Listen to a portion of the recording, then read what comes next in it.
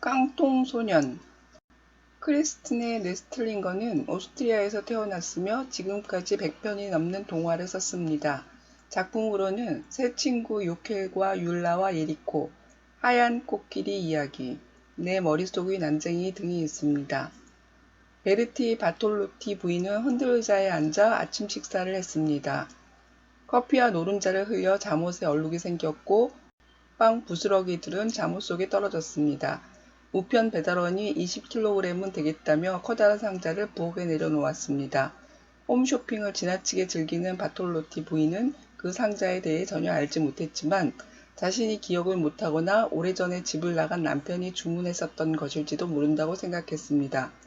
부인은 큰 충격을 받았습니다. 상자 속에는 커다란 은색 깡통이 들어있었고 그 안에는 사내아이가 있었습니다. 아이의 온몸은 쭈글쭈글한 주름이 있었습니다. 아이는 안녕하세요 사랑하는 엄마, 뚜껑에 영양분이 있을 거예요 라고 말했습니다. 내용물에 물 4리터를 섞고 깡통에 붓자 아이는 나이가 8살쯤 되어 보이는 남자아이가 되었습니다. 건강해 보이는 피부, 금발 곱슬머리, 분홍빛 뺨을 지닌 사랑스러운 아이 콘나트가 발가벗고 서 있었습니다. 상자 안의 봉투에는 콘나트의 인적사항, 출생증명서, 예방접종 증명서 등이 있었습니다.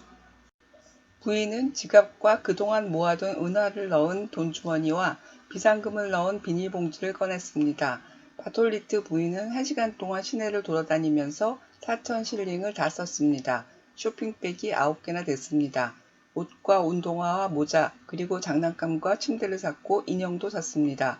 과자, 아이스크림, 껌과 사탕도 샀습니다. 부인은 경험이 없어서 자고 일어난 콘나트에게 어떻게 대해야 할지 몰랐습니다. 콘나트에게 아이스크림을 주자 지금은 여름이 아니고 아이스크림은 후식이라면서 먹지 않겠다고 했습니다. 부인과 일주일에 2번 만나는 약사 에곤 씨는 오페라 관람권을 들고 부인의 집에 왔습니다. 부인은 에곤 씨에게 콘나트를 자신의 아들이라고 소개했고 믿지 못하는 에곤 씨에게 회사에서 보낸 빈 깡통과 서류를 보여주었습니다.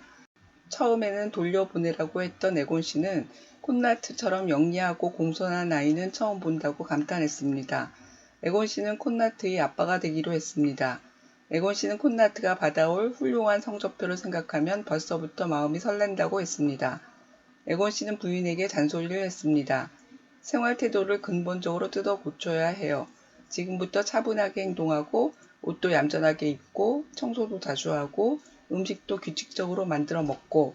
그것들은 바톨리트 부인이 싫어하는 말들입니다.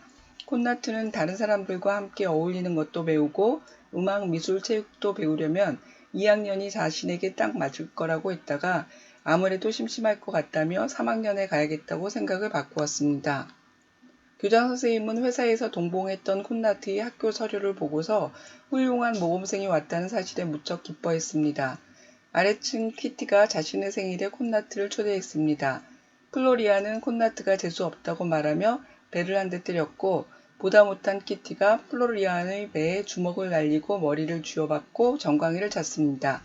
키티는 콘나트에게 좋아한다고 말했고 콘나트는 키티의 새 남자친구가 되었습니다. 아이들은 콘나트를 싫어했습니다.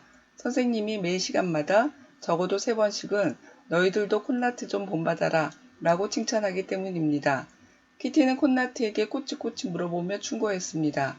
애들을 선생님한테 이르면 못 써. 프레디가 답 좀 가르쳐 달라고 했는데 왜 안 가르쳐 주었니? 키티는 자기를 봐서 딱 한 번만 시도해 보라고 간청했고 콘나트는 처음으로 선생님 말을 어겼습니다. 선생님이 콘나트까지 그럴 줄 몰랐다고 말하자 콘나트는 저항을 더 이상 못하고 선생님을 따라갔습니다. 아이들은 콘나트를 노려보았고 콘나트의 눈에는 눈물이 가득 고였습니다. 공장에서 편지가 왔습니다. 컴퓨터 시스템 결함으로 부인이 주문하지 않은 8살 소년이 배달되었습니다. 잘못 배달된 상품을 돌려주실 것을 요청합니다. 아이가 주문한 부모품으로 돌아갈 수 있도록 협조해 주시기 바랍니다. 인스턴트 아이들은 주문자에게 빌려주는 것일 뿐 우리 공장의 소유물입니다. 비협조적인 태도를 보이면 법에 저촉된다는 점을 유념하시기 바랍니다. 부인은 법적으로 어쩔 수 없고 에곤 씨가 자신은 좋은 엄마가 아니라고 말했다며 낯빛이 새파랗게 질려 있었습니다. 콘나트는 가만히 있다가 벌떡 일어나 큰 소리로 외쳤습니다. 엄마가 제 엄마예요. 그것도 좋은 엄마예요. 콘나트는 엄마와 살고 싶고 키티와 헤어지고 싶지 않다고 말했습니다. 바톨리티 부인은 작전을 세웠습니다. 바톨리티 부인은 콘나트를 카펫으로 둘둘 말고 키티와 함께 세탁소로 갔습니다. 세탁소 뒷문으로 빠져나가 에곤 씨의 약국 뒷문으로 갔습니다.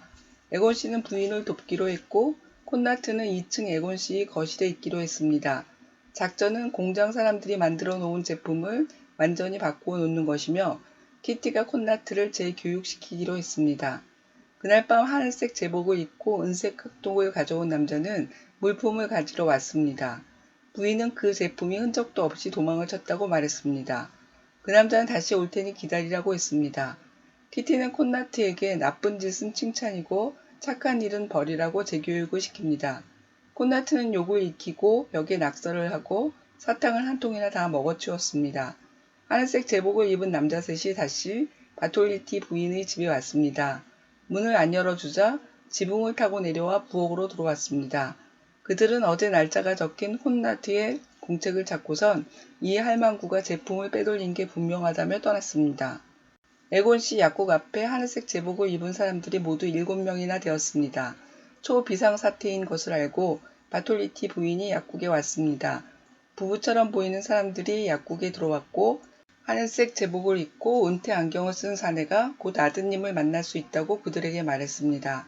은퇴 안경의 사내가 콘나트를 불렀고 3번 더 불렀고 다시 3번을 불렀지만 콘나트는 내려오지 않았습니다. 대머리 남편이 말했습니다. 왜 아이가 안 내려오는 거죠? 우리는 말 잘 듣는 착한 아이를 주문했단 말이오. 사람들이 2층으로 올라가려 할 때 콘나트가 소리쳤습니다. 이 바보들아, 내가 내려갈게. 층계 난간을 타고 주르륵 밑으로 내려왔고 계단 끝에 있던 아내의 배를 발로 찼습니다. 방귀쟁이 노래를 불러대다가 대머리 남편을 놀려댔습니다. 키티는 위에서 딸기잼과 시금치를 마구 던졌습니다. 은퇴 안경의 사내는 우리 회사에서 나온 제품이 절대로 아니라고 말했습니다. 부부는 차라리 개를 키우는 게 낫겠다며 가버렸습니다. 하늘색 제복을 입은 사람들도 꼴도 보기 싫다며 약국을 나갔습니다. 의미를 찾는 질문, 인간 복제. 인스턴트 아이들을 만드는 공장에 관한 정보는 충분하지 않습니다. 그들은 주문자의 요구대로 아이들을 생산하고 주문자에게 제품을 대여해 줍니다. 제품은 공장의 소유입니다. 콘나트는 매우 우수한 능력을 지니고 있지만 본인이 원하는 것보다 다른 사람들이 생각하는 것을 기준으로 행동합니다. 본래 제품이란 소유자의 목적에 따라 사용되는 도구이며 제품 자체가 목적을 갖지 못합니다. 그런 점에서 콘나트는 공장에서 만든 제품의 기능을 충실히 수행했습니다. 바톨리티 부인과 키티의 재교육이 있기 전까지는요. 인간이 만든 인간 이야기는 인간 복제에 관한 생각거리를 연결할 수 있습니다. 복제양 돌리, 복제기의 스너피 등 복제에 관한 많은 정보를 알고 있는 어린이들과 인간 복제로 가질 수 있는 희망 또는 세계 각국이 인간 복제를 금지하는 이유에 관해서 이야기를 나누어 봅니다. 질문입니다. 바톨리티 부인이 본 깡통 안에 있던 콘나트의 모습은 어땠나요? 콘나트는 왜 부인이 사온 아이스크림을 먹지 않겠다고 했나요? 바톨리티 부인이 노래 마이어 씨와 아줌마를 부르자 콘나트는 울음을 터뜨렸습니다. 콘나트가 운 이유는 무엇인가요? 공장의 완제품 반에는 죄의식이란 과목이 있었습니다. 인스턴트 아이들은 이 과목에서 무엇을 배우나요? 콘나트가 키티의 생일 파티에 가기로 한 이유는 무엇인가요? 회사는 콘나트를 자신들이 소유한 제품이라고 말했습니다. 제품은 보통 어린이와 무엇이 다른가요? 인간이 인간을 만들어낼 수 있나요? 어떻게 만들 수 있나요? 과학자들은 왜 인간 복제를 연구할까요? 만일 복제된 인간이 있다면 체세포를 준 원래의 사람과 동일한 사람일까요? 왜 그런가요? 세계 각국은 인간 복제를 금하고 있습니다. 이유는 무엇일까요? 의미를 찾는 질문, 완벽한 아이. 콘나트는 공장에서 만든 인스턴트 아이들 중에서도 뛰어난 제품이었습니다. 제품은 소비자의 요구사항에 따라 제작되었습니다. 어른들이 원하는 완벽한 아이의 조건을 볼 수 있습니다. 에곤 씨는 좋은 성적을 받고 어른에게 순종적인 어린이를 좋아합니다. 학교 선생님과 원래의 주문자였던 부부 역시 똑똑하며 말을 잘 듣는 아이를 원했습니다. 부모들이 자신의 아이에게 바라는 것은 비슷해 보입니다. 엄치나 같은 아이.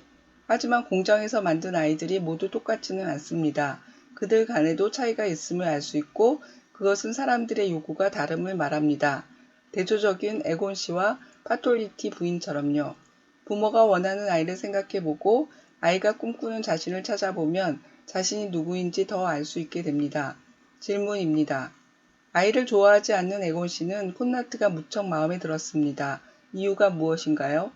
바톨리티 부인이 듣기 싫어하는 말은 무엇인가요? 에곤 씨는 바톨리티 부인에게 생활 태도를 근본적으로 뜯어 고쳐야 한다고 잔소리했습니다. 에곤 씨는 왜 고쳐야 한다고 생각할까요?